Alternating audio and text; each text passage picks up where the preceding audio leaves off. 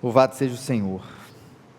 Queridos, a gente entrou no mês de junho, e o mês de junho não marca apenas o meio do ano, mas ele marca também o nosso aniversário, de 4 anos da nossa igreja, especialmente no dia 17 de junho, mas durante esse mês agora de junho, aos domingos, a gente vai comemorar. No último domingo a gente vai ter bolo, gente, vai ser bom demais, mas a gente vai ter gente de fora aqui também, trazendo a mensagem, trazendo a palavra, para comemorar esses 4 anos de aniversário. Só para vocês entenderem, na verdade a igreja começou a ser plantada em 2014, então a gente tem 8 anos no total, 4 anos de namoro e noivado, e 4 anos de casamento, se é que a gente pode dizer assim, 4 anos da igreja se desenvolvendo ali de 2014 até 2018, em 2018 ela é organizada como igreja, ela pode andar com as suas próprias pernas na liderança, nas questões das finanças, e a gente é organizado e a gente celebra os 4 anos de vida aqui da nossa igreja. Eu queria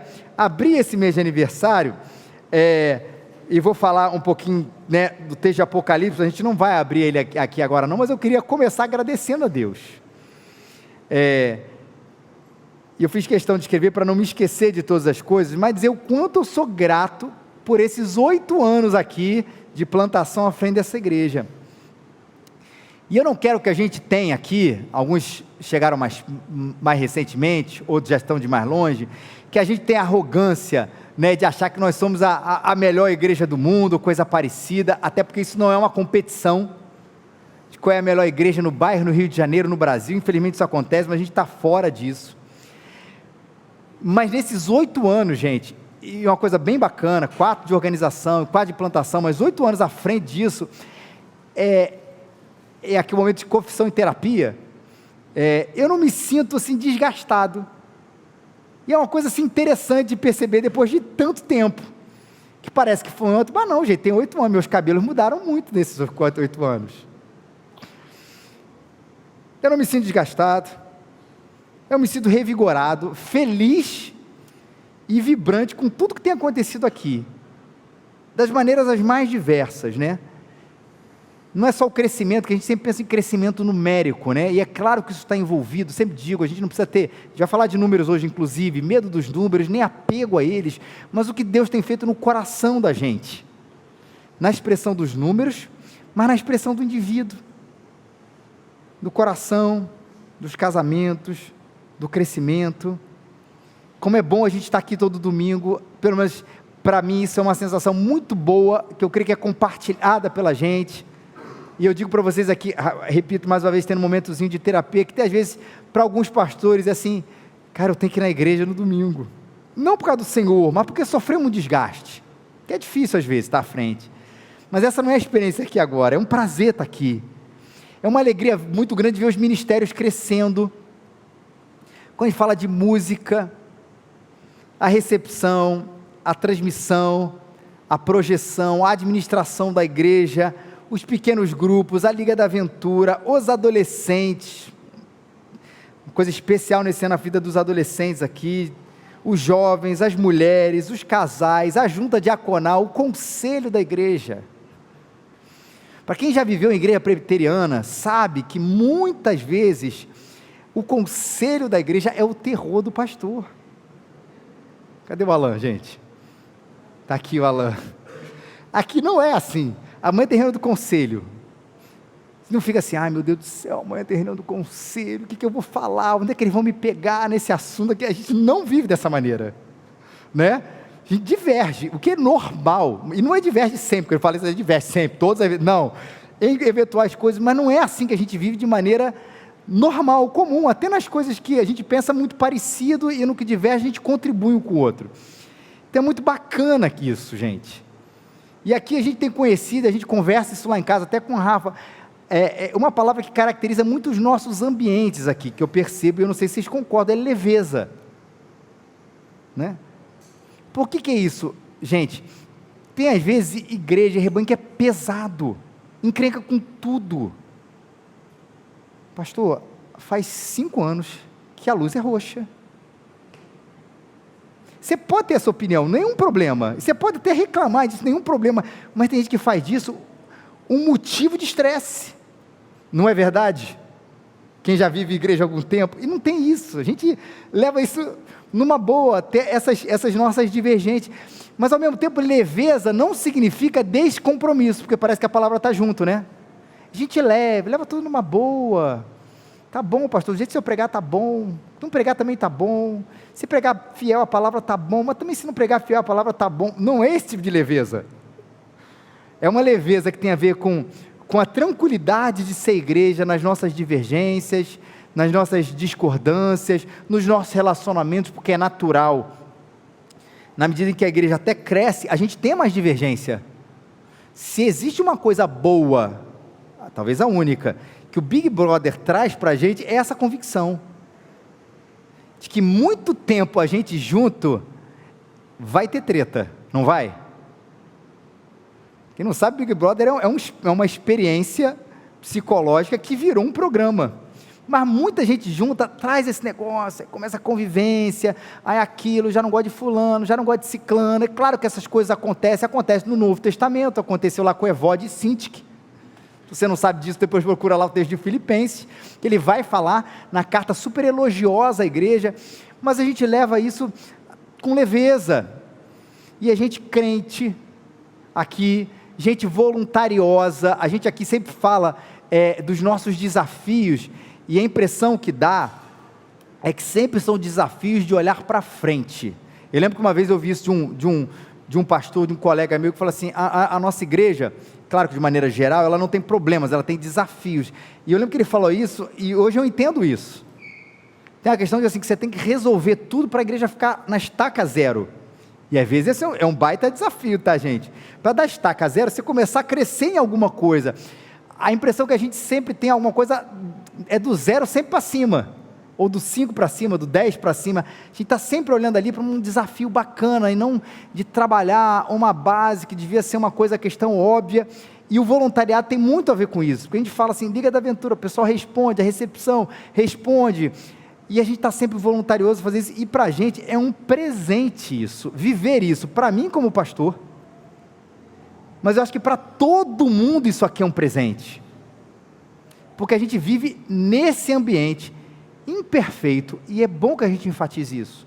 No pequeno grupo recentemente lá em casa, a gente falou isso, olha gente, pequeno grupo e igreja, é a gente saber que todo mundo aqui é do AA, Alcoólicos Anônimos, é isso, porque como assim, né, ninguém vem na igreja aqui e diz assim, cara gente, que pena que tem um bando de pecador aqui que não consegue ser santo como eu. Quando eu falo do Alcoólicos Anônimos, a analogia, ou PA, Pecadores Anônimos, alguma coisa assim, é a certeza que cada vez que a gente se encontra, e que a gente está ali, compartilhando a vida, não está numa posição de santarrão e de pecadores, mas todo mundo está na mesma igualdade aqui, ó.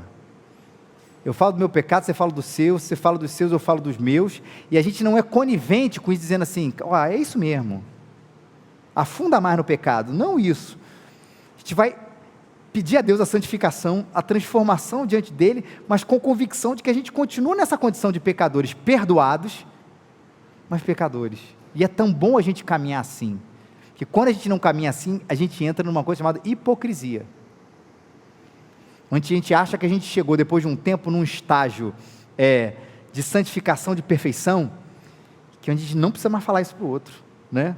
Eu não preciso mais confessar nada, eu não preciso ser, a palavra da moda aqui é bacana, vulnerável à minha realidade interior. A gente vai continuar sendo até Jesus voltar, e quando a gente perde essa vulnerabilidade, esse quebrantamento, que é uma palavra mais bíblica para expressar essa verdade, a gente perde tudo. Mas quando a gente vive quebrantado, buscando a santificação, em grupo, caminhando junto, servindo com alegria, queridos, que prazer é a gente ser igreja, e é esses parabéns aí, pelos nossos 8 ou 4 anos como Igreja Raízes, tenho certeza que é um prazer para mim, eu tenho certeza que é um prazer para você, nessa igreja imperfeita, que nós somos, cheia de gente imperfeita, a começar pelo pastor da igreja, né?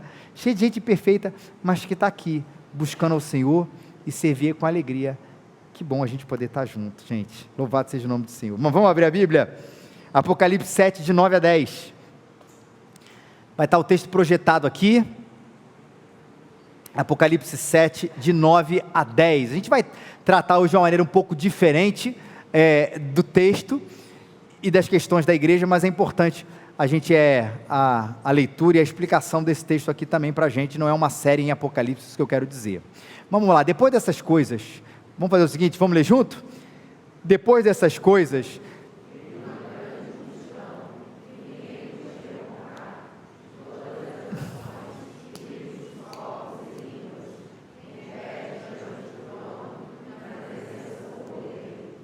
todos vestidos com túnicas brancas e segurando palmas nas mãos, e clamavam em alta voz: salvação ao nosso Deus, que está sentado no trono, e ao Cordeiro.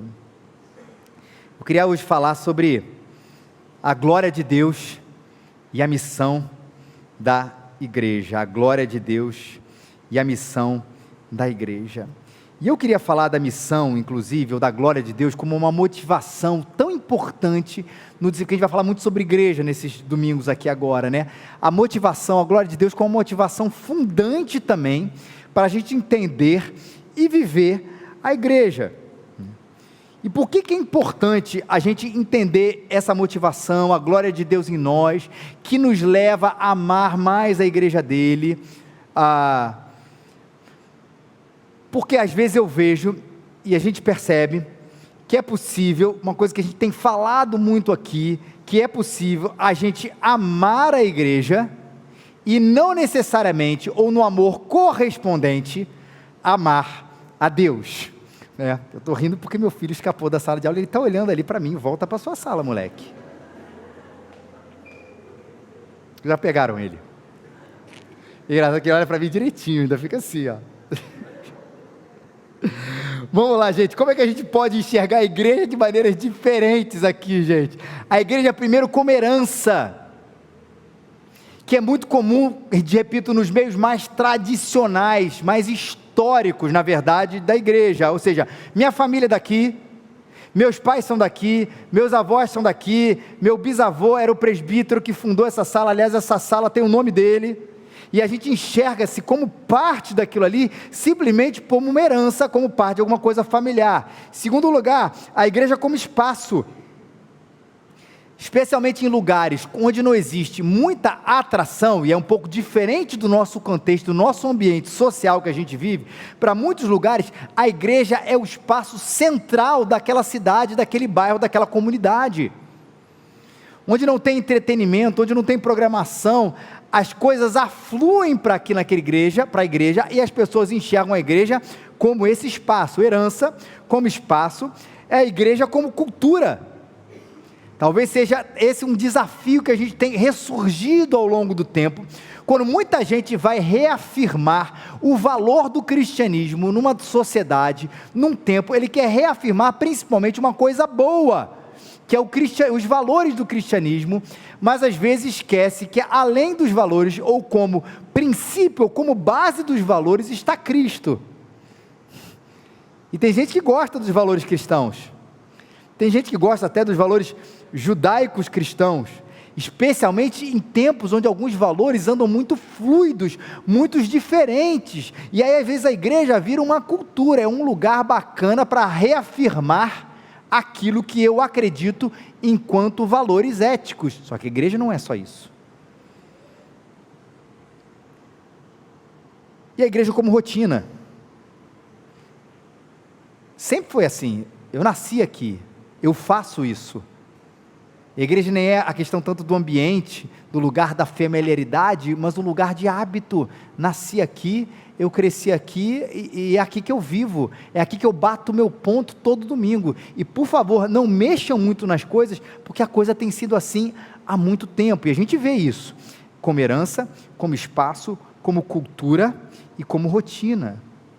E a gente precisa sair desse ambiente, que eu chamo do igrejismo, dessa visão que a gente tem, às vezes de uma paixão, sem a motivação certa pela igreja, e entender de fato qual é a nossa missão. E para entender a nossa missão, a gente precisa entender também qual é, além da nossa ação, a nossa motivação, quando a gente fala a respeito de missão.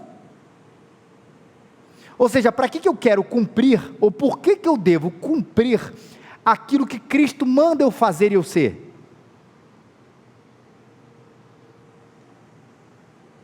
E existem dois extremos aqui quando a gente fala sobre esse assunto da motivação. Primeiro, é o que a gente chama aí, tal do movimento de crescimento de igreja.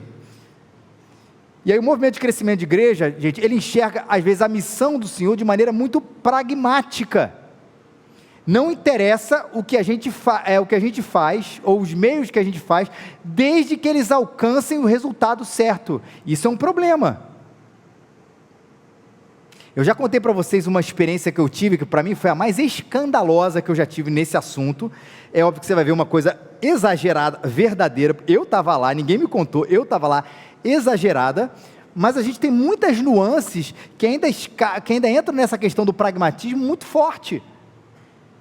Ou seja, para crescer, vale tudo. Qual é a experiência que eu tive? Já contei aqui para os que estão com a gente há algum tempo.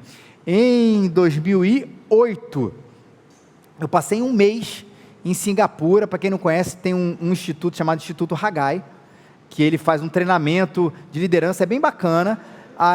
Enfim, aí eles foi lá passar um mês, como se fosse uma imersão em Singapura, gente do mundo inteiro. Foi uma coisa bem interessante, bem bacana, especialmente quando a gente fala de diversidade cultural e como o evangelho tem crescido ao longo do mundo. Então eu fiquei lá em Singapura um mês, e aí a gente foi lá conhecer provavelmente a maior, ou uma das maiores igrejas da cidade, num domingo, né? Era um monte de pastor.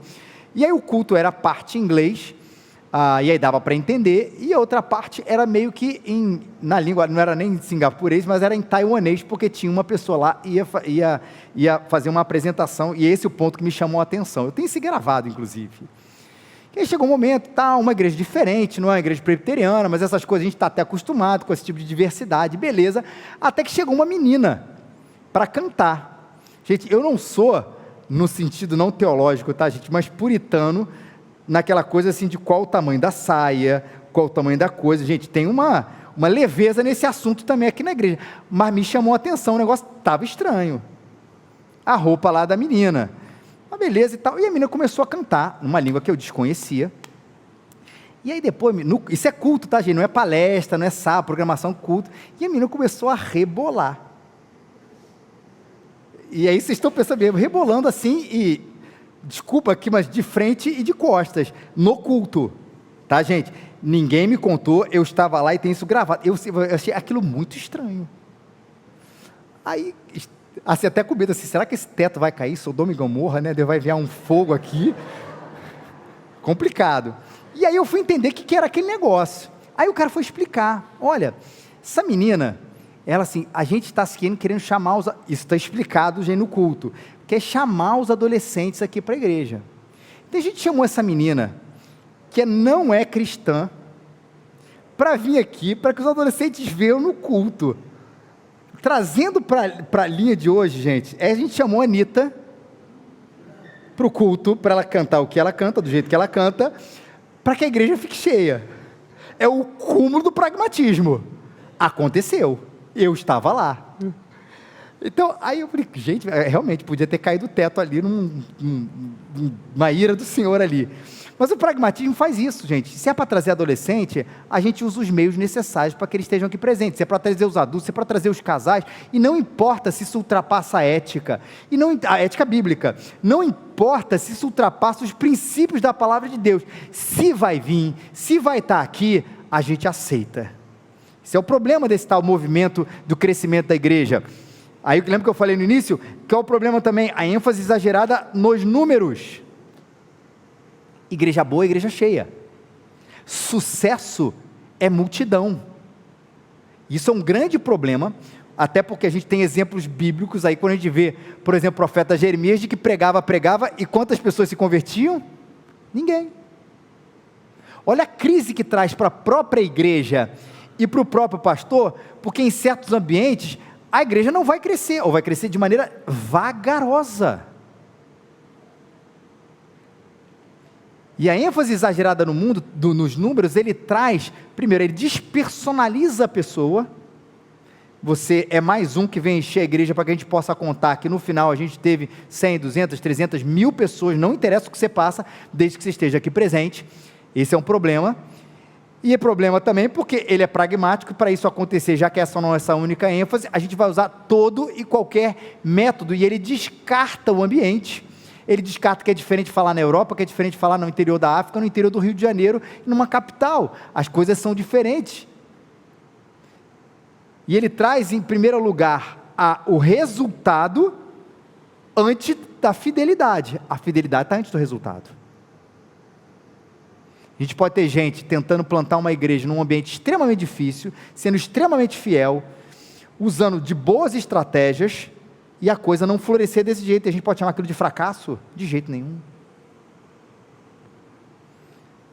E a ênfase exagerada nos métodos, como se tudo fosse uma questão de metodologia, e não da ação do Espírito Santo. Há um equilíbrio nessa história, não que a gente não use método, não que a gente não use estratégias, mas tem uma diferença de confiar nessas coisas e confiar no Espírito Santo. Esse foi o problema do tal chamado movimento de crescimento de igreja, colocou muita gente nisso aqui, nesse lugar, onde a gente precisa fazer para acontecer de qualquer jeito, para querer grandes números. Isso queimou, principalmente quem ama, como eu, a tal da plantação da igreja, que muitas vezes entrou por esse caminho. Mas existe também, gente, que eu estou chamando aqui, do movimento de não crescimento da igreja. O que é isso? Em nome até de um suposto tradicionalismo, de uma suposta fiel doutrina, a gente entende que quanto menos gente, mais fiéis nós somos, o que também não é verdade. Tive uma reunião um pouco distante, no longínquo reino da Barra da Tijuca. Aí na volta de carona para o pastor amigo, a gente veio conversando isso. Tem gente que chega lá, né, o pastor que chega na igreja, a igreja está ali vibrante, tudo isso, ele chega, todo mundo vai embora. Aí qual é a única explicação dele? Eu preguei a palavra, os irmãos não aguentaram. E é sempre assim? Não. Não é porque as pessoas não aguentaram que elas saíram. Primeiro, pode ser porque você é um chato. Ponto. E pode ser que você esqueceu de trabalhar um monte de coisa, e tem diversos motivos que isso aconteceu, mas a gente às vezes quer colocar isso sempre em nome da fidelidade, e aí é o outro lado que enxerga, né? Um lado enxerga, quem cresceu é porque foi pragmático, quem cresceu é porque abriu mão dos valores do Evangelho, e o outro lado enxerga-se assim mesmo, eu não cresço porque eu sou fiel ao Senhor. Olha que loucura a gente transitar de um lado do outro, né? E aí, para alguns desse movimento, entre aspas, de não crescimento da igreja, a missão da igreja ela é passiva. E o pior é que se usa de maneira, às vezes, inconsciente, porque de maneira consciente, ninguém é contra a evangelização, mas de maneira inconsciente, usa o texto de Atos 2, de 42 a 47. Um texto maravilhoso, o primeiro texto que eu preguei, no primeiro culto público da igreja, 24 de agosto de 2014. E o que esse texto diz para aqueles que não conhecem, né? Que eles perseveravam na doutrina, na doutrina dos apóstolos, na comunhão, no partir do pão, e dia após dia, o Senhor ia acrescentando aqueles que iam sendo salvos. Então, como é que é a leitura errada desse texto, gente, quando fala desse movimento do não crescimento da igreja? É aquela ideia de que assim, se a gente pregar o Evangelho, veja bem, na igreja, com fidelidade, perseverar na doutrina dos apóstolos, os peixes naturalmente vão cair dentro do nosso barco, e a igreja vai acontecer. Eu digo que é a igreja passiva, porque perseverar na doutrina dos apóstolos não significa, entre outras coisas, mas não significa simplesmente que o púlpito da igreja é fiel. E veja, o simplesmente não quer dizer que isso é uma coisa menor, mas o exclusivamente que o púlpito da igreja é fiel, e é extremamente necessário isso, mas que a igreja é fiel em cumprir o que os apóstolos determinaram. E existe uma coisa, né, que a doutrina dos apóstolos, que é a doutrina de Jesus, não há distinção entre uma coisa e outra, e uma coisa que Jesus mandou a gente fazer é o quê? Ir por todo mundo e pregar o Evangelho a toda criatura. Então, ser perseverante na doutrina dos apóstolos não significa ficar enclausurado na igreja sem que o Evangelho alcance outros lugares, e que simplesmente a gente passivamente espere as pessoas chegarem aqui. Perseverar significa ir em direção, inclusive dos perdidos, como Jesus fez, como está no livro de Atos, como Paulo fez, como Pedro fez, como aquela galera no livro de Atos fez, que ia em direção das cidades, falando do Evangelho, falando daquelas coisas maravilhosas, perseverando assim na doutrina dos apóstolos. Então a gente tem às vezes uma questão, na questão do pragmatismo e do não pragmatismo, ou da igreja que quer crescer e da igreja que não quer crescer. Às vezes uma igreja que acerta a nação e erra na motivação. E existe uma igreja que erra a nação, mas acerta na motivação. Ou seja, a minha motivação é a fidelidade ao Senhor, é a glória dele, mas ele erra em levar o Evangelho para todo lugar. E às vezes a igreja que deseja levar o Evangelho para todos os lugares, mas ela esquece da motivação correta, que não é nem, queridos, veja bem, a motivação não é o crescimento da igreja. A motivação não é muito menos o crescimento denominacional. A motivação, veja, a área que eu amo demais, não é a plantação de novas igrejas, mas a motivação maior, e aí eu concordo com o John Piper, que enfatiza tanto isso nas suas obras, é o quê? A glória de Deus.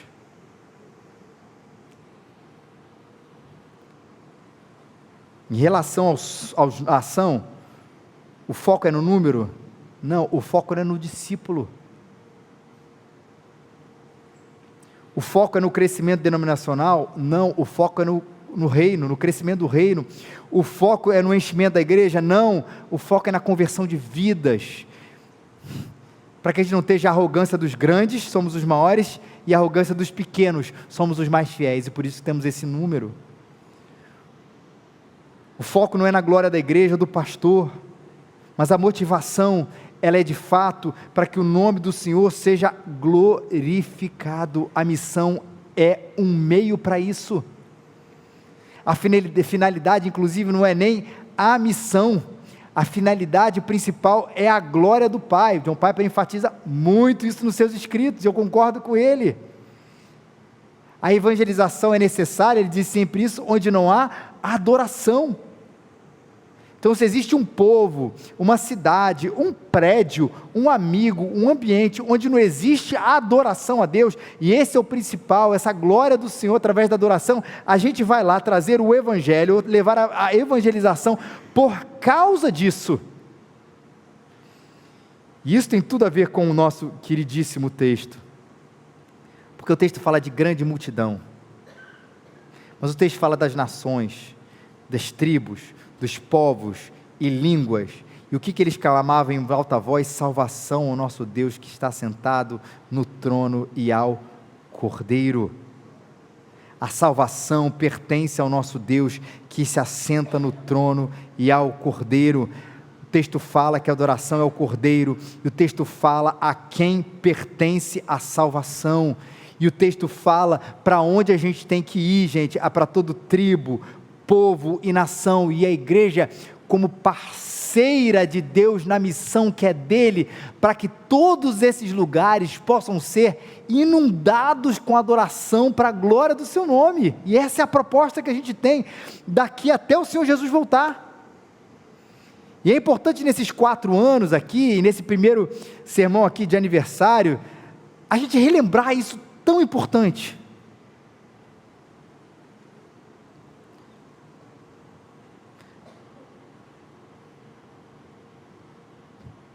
Em primeiro lugar, como eu disse, da glória de Deus, um desejo profundo, nosso, que transborda de exaltação ao Cordeiro de Deus, que é glorificado quando as pessoas se convertem e se rendem aos seus pés.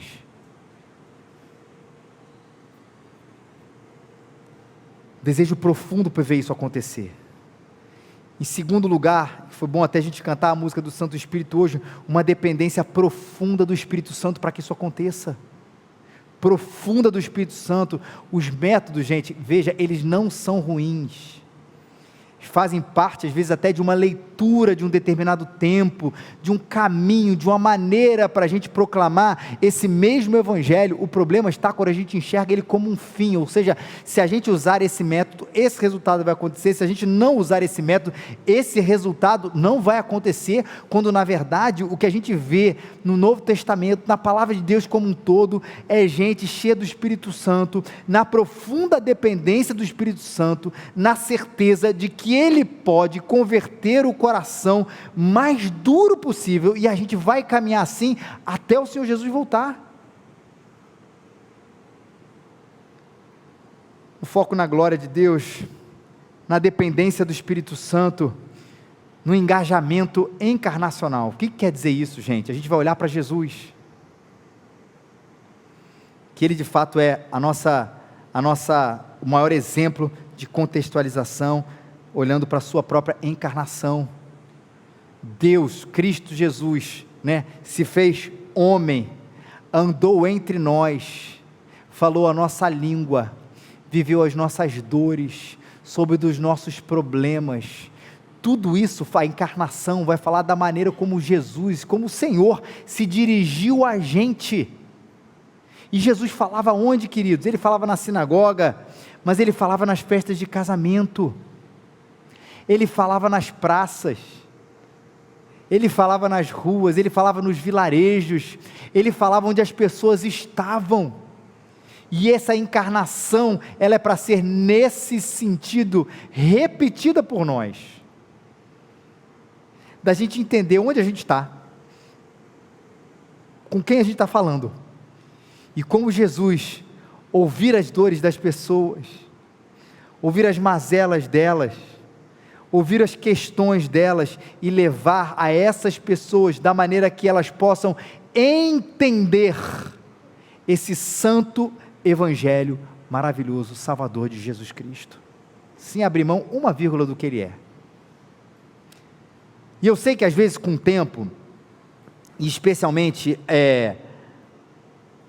na medida que a gente vai crescendo, não só em maturidade, mas até em número, a gente olha para o lado e tem aquela falsa impressão de trabalho completo.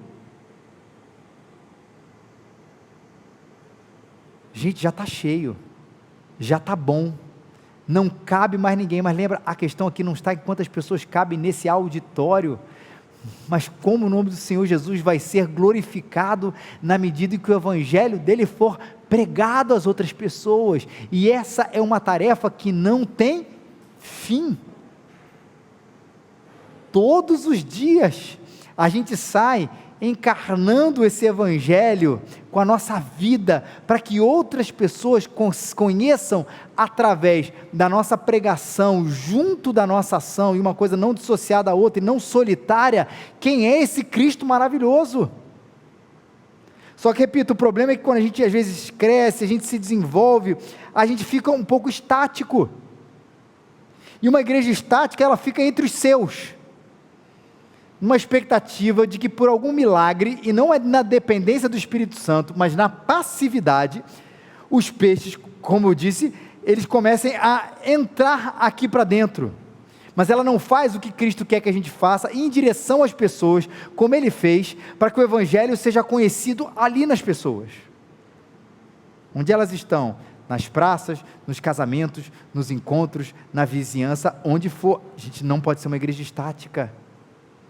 Uma igreja estática que também tem os seus códigos de linguagem e tem uma indiferença disfarçada. E os códigos de linguagem que a gente faz o tempo inteiro aqui questão de não se prender a eles, tem a ver sim com as nossas próprias realidades aqui enquanto igreja raízes, e tem a nossa própria realidade enquanto vocabulário evangélico. Isso é uma certa indiferença disfarçada, é como se eu estivesse dizendo assim, gente, todo domingo eu falo para os meus. Quando na verdade todo domingo, e a gente entende isso como igreja, a gente fala para quem o Senhor mandar. E tem gente que talvez seja o seu caso aqui, que não tem a menor ideia, nunca entrou numa igreja, e se a gente começar a falar, a gente foi tão bom lá atrás, no hotel, que hotel? A maioria sabe do que eu estou falando aqui, mas tem um monte de gente assim, Felipe, que hotel? E depois a escola, foi tão bom aquele tempo lá na escola. E a gente começa com os nossos códigos. A gente começa a falar um do outro, como se todo mundo conhecesse, né? Naquele acampamento que Gabriel conhecia a Sara. Que acampamento? Quem é Gabriel e quem é Sara? Sabe que é um pouco de indiferença, assim, você que não conhece essa galerinha, sabe, você não vai se adequar muito bem aqui. Quer ver outra indiferença disfarçada? Desculpa, até aqui tem gente, a gente nunca faz isso, eu vou fazer pela primeira vez, a título de exemplo, você me perdoa, nunca mais vou repetir esse segundo. Não vou perguntar teu nome, nem pedir para você ficar de pé. Quem está visitando a gente pela primeira vez aqui na igreja, ninguém vai ficar de pé, não se preocupe, ninguém vai ser exposto, nem nada não, é só uma ilustração, a gente nunca fez isso na vida, e a gente começa assim, tem gente demais visitando, como é que é a nossa indiferença disfarçada? A gente faz um jantar, aí quem está vindo pela primeira vez, aí não dá atenção, a gente não conversa, porque no fundo, a gente está satisfeito com o que a gente tem, mas qual é a minha motivação, queridos? É a glória de Deus, para quem está visitando, pode ser uma pessoa cristã, pode ser uma pessoa que não tenha fé nenhuma, não tem problema, ela possa conhecer esse Cordeiro de Deus. Às vezes a nossa indiferença está numa questão prática, de ser indiferente a quem está se achegando. Uma igreja estática, que acha que edificação e evangelismo estão em luta, que pregação do evangelho e doutrina estão em luta, que edificar os seus e trazer o outro estão em luta, isso é uma coisa muito comum. Ou a igreja se preocupa na evangelização, ela se preocupa na edificação, aonde está escrito que existe uma escolha entre uma coisa e outra. Uma igreja fiel, ela se preocupa em edificar os seus. Uma igreja fiel, ela se preocupa em falar de Cristo para todo mundo, e não há contradição, não há antagonismo, não há diferença entre uma coisa, ou indiferença para um, ou diferença para um ou para o outro. O que existe é a integração dessas duas realidades que Cristo mandou a gente fazer. O amor aos perdidos. As 3 parábolas sobre as coisas que se perderam na Bíblia, você viu isso no Evangelho de Lucas, a moeda perdida, para aqueles que conhecem, a ovelha perdida, e o filho pródigo, que é a história do filho perdido. Por que Jesus conta essas parábolas aqui, essas histórias para aqueles que conhecem? Posso resumir isso em Lucas 15:7, digo-vos que assim haverá alegria no céu por um pecador que se arrepende, mais do que por 99 justos que não necessitam de arrependimento. Existe sim um amor aos perdidos aqui. A história de que ele deixou as 99 e buscou uma, de que ele perdeu uma moeda e foi buscar aquela moeda, de que os 2 filhos, ele recebeu ou acolheu o filho que estava perdido. É um olhar que a gente nunca pode deixar de ter, porque esse é um olhar de Jesus para o mundo. Quando ele olha para aquilo que está perdido, para aqueles que estão perdidos, e ele quer os encontrar, e a beleza é que ele usa a igreja, você e eu, para essa tarefa, que na verdade é um grande privilégio, gente, porque o nosso foco está na glória de Deus, quando é glorificado, quando um pecador, quando alguém que não conhece a Cristo, encontra com o Senhor.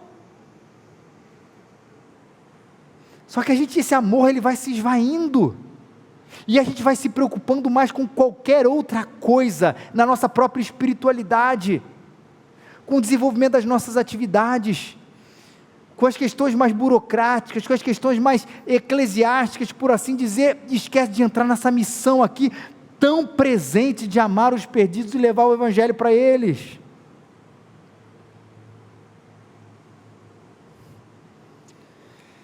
E é por isso que a gente entende que essa missão é uma missão com a igreja, é a missão do Senhor com a igreja que é dele.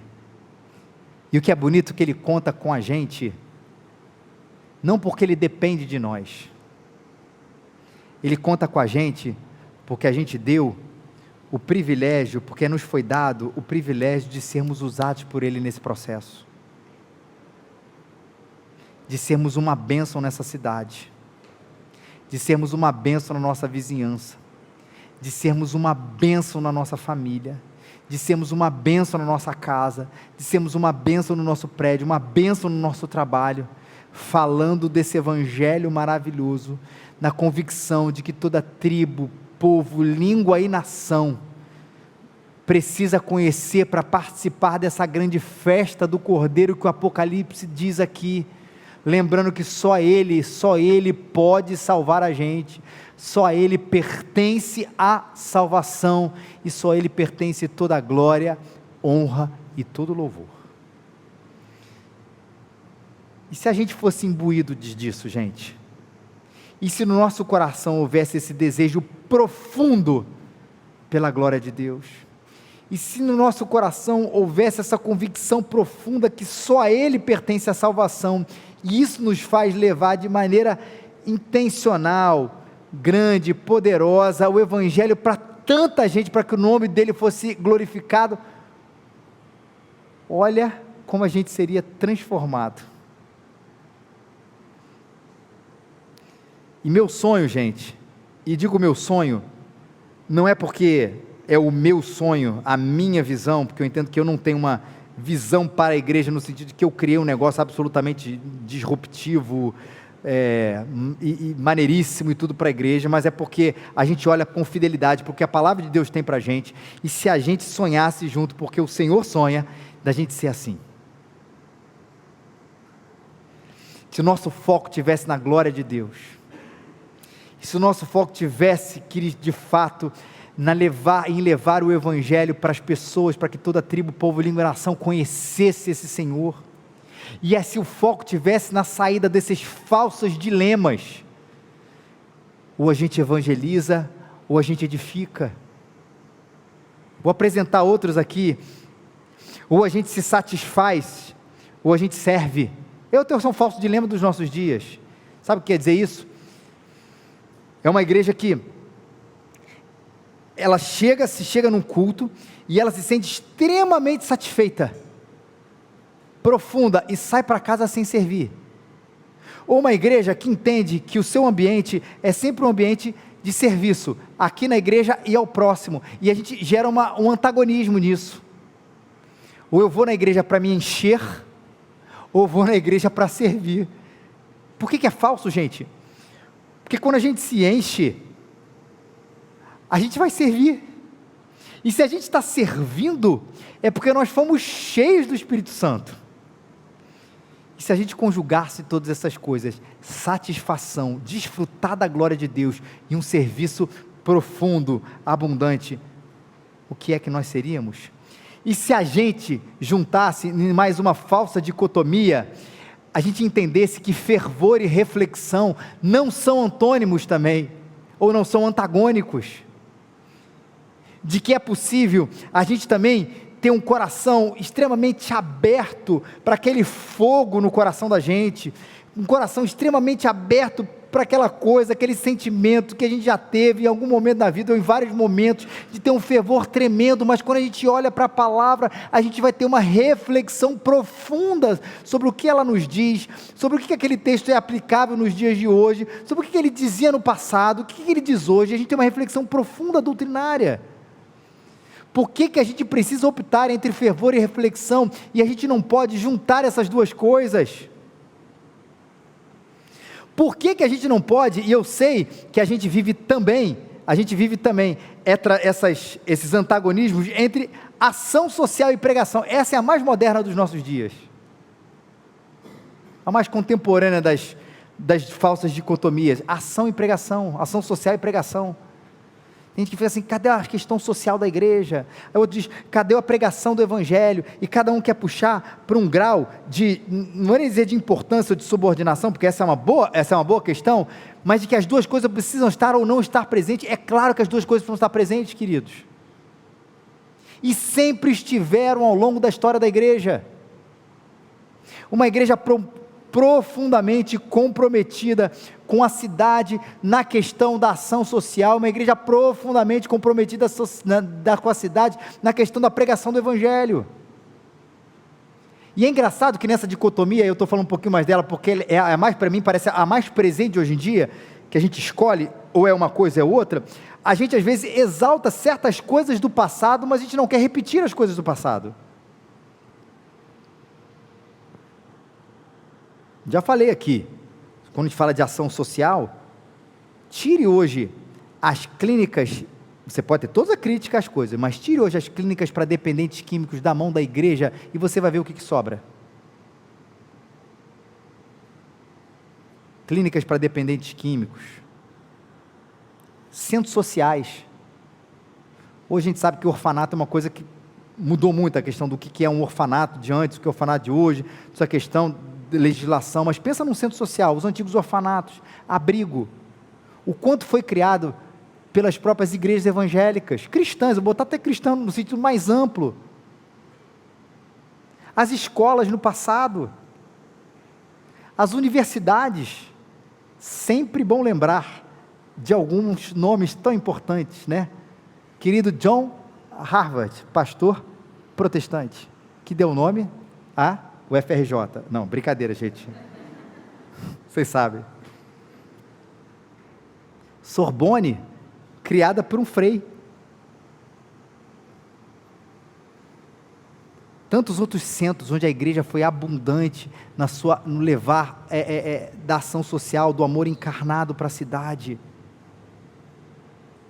e ao mesmo tempo, um olhar profundo para a pregação do evangelho, que de fato, só a igreja pode fazer isso, só a igreja pode fazer isso, e quando a igreja se apaixona pelo social, e esquece a pregação, e quando ela pensa na pregação e esquece o social, ela está abandonando alguma questão da sua própria espiritualidade, e se a gente entendesse que não são dicotomias, e de que a gente pode integrar essas coisas, que tipo de igreja a gente seria, gente? Falsa dicotomia, também, e aqui eu já estou terminando, do eu tu e do eu isso, a gente integrasse a pessoalidade da igreja, e a gente integrasse a gestão da igreja e seus processos. Sabe aquela história de que, gente, tem uma igreja que ninguém sabe o nome de ninguém, mas a coisa funciona muito bem? E sabe a gente sabe o nome de todo mundo, mas aquilo não é uma bagunça? Porque a igreja tem essas duas características. Tem hora que a gente precisa pensar aqui na coisa, de fato, como uma gestão. Precisa ter processo, precisa ter ordem, precisa ter hierarquia, precisa ter liderança, para que a coisa não fique, e não é somente uma bagunça, gente, para que ninguém saia ferido, porque quando a gente não bota ordem nessas coisas, as pessoas saem feridas, não se engane, porque um começa a fazer no lugar do outro, e não fala para fulano, e aí é Evode Sink que fica presente aqui na igreja, a gente fala assim, pera gente, tem ordem, é assim, assado, só que, ao mesmo tempo que a gente enfatiza isso porque é importante, a gente enfatiza o eu tu, que eu falo que a gente consegue gerir bem as coisas, mas a gente não abandona o amor e o discipulado das pessoas, o nome delas, as crises delas, a pessoalidade, aquilo que a gente muitas vezes vem e deseja quando a gente vem numa igreja, eu quero que alguém saiba meu nome, eu quero que alguém ouça a minha história, eu quero que alguém caminhe comigo, eu quero que alguém ouça os meus pecados, eu quero que alguém chore comigo, eu quero que alguém se alegre comigo, e não apenas que eu saiba que todo evento é super mega organizado, e se a gente conseguisse integrar todas essas coisas, o eu tu e o eu isso, e se a gente conseguisse integrar a igreja como um lugar de acolhimento de gente nova, e a gente conseguisse integrar a igreja também com algum lugar de velha gente cansada do falso evangelho, não apenas assim, olha gente, a gente não quer receber ninguém que já é crente nessa igreja, não é isso, ou porque se mudou, ou porque também, e essa é uma coisa que a gente ouve aqui bastante, graças a Deus, a gente está vendo gente vindo para cá também cansada de um falso evangelho, seja da prosperidade, seja de uma coisa super aguada, seja de uma coisa ultraliberal, e a gente que aqui consiga ser, pela graça de Deus, um ponto de segurança, de luz, de fidelidade, apesar da nossa própria infidelidade, a esse evangelho, para poder acolher gente cansada, e ao mesmo tempo, entender que a nossa vocação também é, para que a gente seja um lugar de acolhimento de gente nova, porque a gente é apaixonado, ou precisávamos ser gente apaixonada pela evangelização. E se nesse sonho doido que a gente compartilha aqui, onde o foco é, segundo o livro do Apocalipse, sempre a glória, a glória, a glória do Senhor, uma reafirmação de que a salvação pertence àquele que está sentado no trono, e a gente conseguisse ser, pela graça de Deus, essa igreja assim, pelos próximos, não 4, 5, 8, 10 anos, mas até o Senhor Jesus voltar, o que é que poderia acontecer? Eu creio, gente, eu creio primeiro pela grande verdade. Jesus disse que não eu, mas ele disse, eu edificarei a minha igreja. Quem faz as coisas acontecerem na igreja, não é o pastor, não é a membresia, não é o conselho, não é ninguém, é Jesus Cristo. A Ele pertence a salvação, a Ele pertence a edificação, o desenvolvimento da sua igreja. O que nós queremos nesse processo é sermos achados fiéis, sem sermos comprados por um pacote ou outro, sem sermos comprados por um extremo ou um outro, mas sermos fiéis naquilo que o Senhor chamou a gente a ser fiel, abandonando as falsas dicotomias e sendo profundamente focado na glória de Deus e profundamente focado na missão que é dele, de alcançar pessoas, discípulos para a glória do Senhor. Eu acredito nessa igreja, porque eu acredito nesse Jesus, que há de fazer isso através da gente. Vamos ficar de pé, gente? Chama a banda aqui para a gente cantar, louvar o nome do Senhor.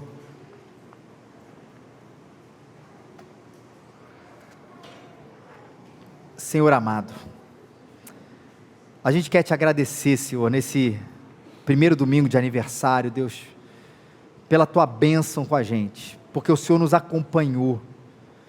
Na verdade, o Senhor edificou e tem edificado essa igreja, e ela só existe porque existe o Senhor, Pai. Não foi construída por mãos humanas, ó Deus, mas edificada, Senhor, sob firme fundamento que é Cristo Jesus. E a gente pede que a gente continue assim. E volta e meia, Senhor, a gente é convidado pelo nosso próprio coração a se desviar dessa rota, Pai. A olhar para a igreja sem olhar para o Senhor, Pai. E a gente não quer isso. Que o nosso foco, Senhor, esteja na Tua glória o tempo inteiro, Senhor. Não na glória dessa igreja, não na glória da nossa denominação, não na glória pessoal de qualquer liderança, mas a glória do Senhor, ó Deus. Nos ajude a focar nisso, Senhor, sempre. E a entender, ó Senhor, que o Senhor nos chamou para ir a toda tribo, povo, língua e nação. O Senhor chamou a gente para ir longe, e o Senhor chamou a gente para perto, o Senhor chamou a gente para todo lugar, Deus, para que essa glória seja espalhada, Senhor, e que a gente não falhe nisso, Senhor, mas que a gente seja fiel ao Senhor nesse processo, Pai. Sabendo que a gente precisa anunciar em todos os cantos que ao Senhor, ao Cordeiro de Deus, pertence a salvação, Pai. E que isso cause em nós dependência, amor a Ti, a Tua glória e uma dependência profunda, Deus, porque essa igreja não pode salvar ninguém, mas o Senhor pode, Pai. Que essa igreja não pode se edificar, mas o Senhor pode, Pai.